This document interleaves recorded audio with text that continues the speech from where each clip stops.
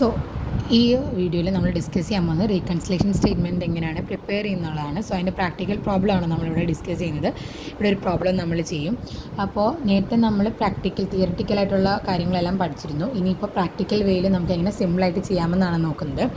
So ഈ 7 കാര്യങ്ങൾ notice ചെയ്ത് കഴിഞ്ഞാൽ നമുക്ക് സിമ്പിളായിട്ട് റീകൺസിലേഷൻ സ്റ്റേറ്റ്മെൻറ്റ് ചെയ്യാം. വളരെ സിമ്പിളാണ് റീകൺസിലേഷൻ സ്റ്റേറ്റ്മെൻറ്റ് ചെയ്യാനായിട്ട്.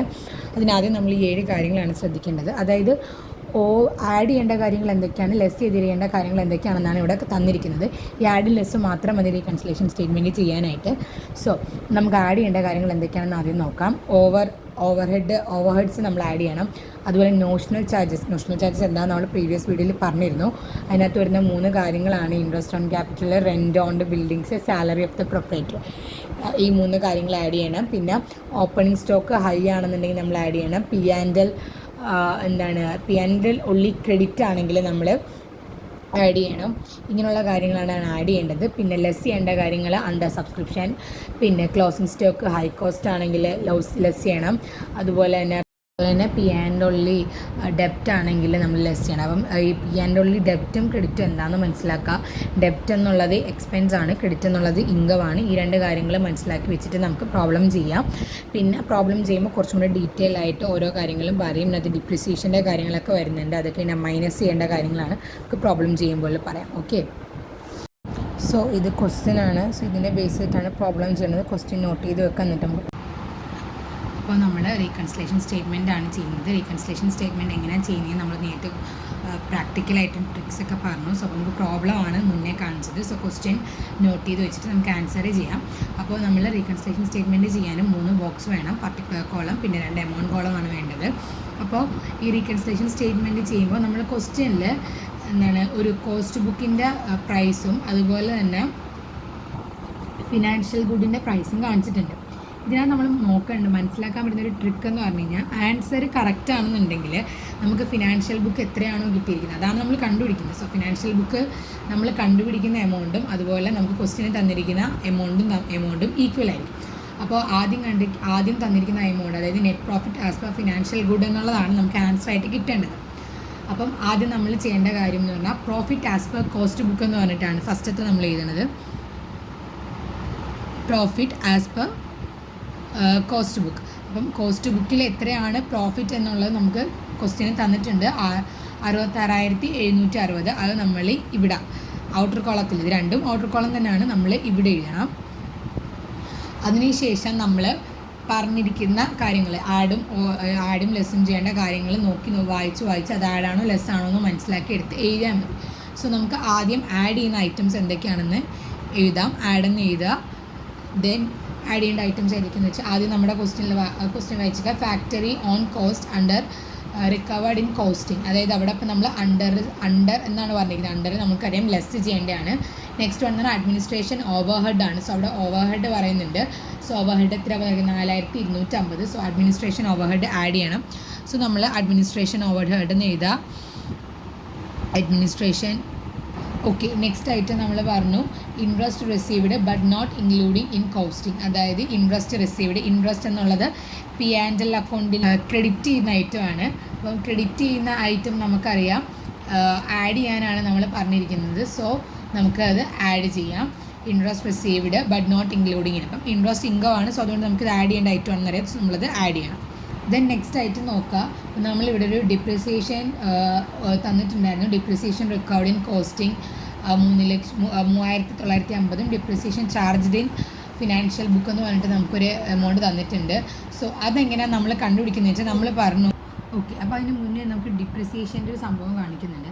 സോ ഡിപ്രിസിയേഷൻ ഇങ്ങനെ വരികയാണെങ്കിൽ, അതായത് കോസ്റ്റ് അക്കൗണ്ടിങ്ങിലും ഫിനാൻഷ്യൽ ബുക്കിലും തന്നിട്ടുണ്ട് എന്ന് പറഞ്ഞ് കാണിക്കുകയാണെന്നുണ്ടെങ്കിൽ നമ്മൾ എന്ത് ചെയ്യണമെന്ന് വെച്ചാൽ ആ കോസ്റ്റ് അക്കൗണ്ടിലും ഫിനാൻഷ്യൽ ബുക്കിലും തന്നിരിക്കുന്ന ആ ഡിപ്രിസിയേഷൻസ്, അതായത് 3,950 മൈനസ് 3,616 ചെയ്യുക. അപ്പം നമുക്ക് കിട്ടുന്ന എമൗണ്ട് 290 എന്നുള്ളതാണ്.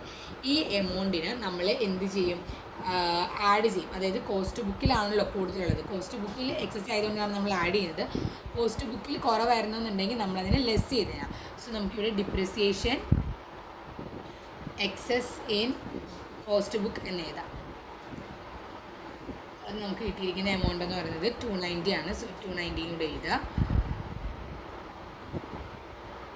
ഓക്കെ. പിന്നെ നെക്സ്റ്റ് ഐറ്റം ഏതാണെന്ന് നോക്കുക. നമ്മൾ interest received but not include എഴുതിയിട്ടുണ്ട്. ഇൻകം ടാക്സ് ലെസ് ആണ് ചെയ്യണത്, ബിക്കോസ് നമുക്കറിയാം അത് ഫിനാൻഷ്യൽ ബുക്കിൽ വരുന്ന സംഭവമാണ്. ബാങ്ക് ഇൻട്രസ്റ്റ് ക്രെഡിറ്റഡ് എന്ന് പറഞ്ഞിട്ടുണ്ട്. സോ ക്രെഡിറ്റഡ് എന്ന് പറയുമ്പോൾ തന്നെ അറിയാം നമുക്കത് ആഡ് ആണെന്ന്. സോ ബാങ്ക് ഇൻട്രസ്റ്റ് എഴുതുക. 230 ബാങ്ക് ഇൻട്രസ്റ്റ് എഴുതി. അടുത്തത് സ്റ്റോക്ക് അഡ്ജസ്റ്റ്മെൻറ്റ് ക്രെഡിറ്റഡ്, അവിടെ നമുക്ക് ക്രെഡിറ്റഡ് എന്ന് പറയുന്നുണ്ട്. സോ ക്രെഡിറ്റഡ് എല്ലാം നമുക്കറിയാം ഫിനാൻഷ്യൽ ബുക്കിനകത്ത് ആഡ് ചെയ്യാനുള്ള സൈറ്റാണ്. സോ അതും എഴുതുക. ക്രെഡിറ്റഡ് ആയിട്ടുള്ള സ്റ്റോക്ക് അഡ്ജസ്റ്റ്മെൻറ്റും എഴുതുക. പിന്നെ നമ്മൾ അതിനകത്ത് തന്നെ ലെസ് ഐറ്റംസ് ഏതൊക്കെയാണ് അതും കൂടെ ഇവിടെ എഴുതി വെക്കുക. ഇപ്പോൾ ഇത്രയും ഐറ്റംസ് ആണ് ആ ക്വസ്റ്റ്യൻ ബേസിൽ നമുക്ക് ആഡ് ചെയ്യാനുള്ളത്. ഒന്നും കൂടെ പറയാം. ആദ്യം നമ്മൾ ബോക്സ് വരയ്ക്കാം. Profit as per cost book എന്ന് പറഞ്ഞിട്ട് ആ കോസ്റ്റ് ബുക്കിൻ്റെ എമൗണ്ട് എത്രയാണെന്ന് ക്വസ്റ്റ്യൻ തന്നിട്ട് അത് നമ്മളിവിടെ എഴുതുക. ദെൻ ആഡ് ചെയ്യേണ്ട ഐറ്റംസ് ഏതൊക്കെയാണെന്ന് വായിച്ച് നോക്കി ആഡ് ചെയ്യുക. അതായത് ഓവർ ആഡ് ചെയ്യാനുള്ളതാണ്. അതുപോലെ തന്നെ P&L അക്കൗണ്ടിൽ ക്രെഡിറ്റ് ചെയ്തിരിക്കുന്ന ഐറ്റംസ് ആഡ് ചെയ്യാനുള്ളതാണ്.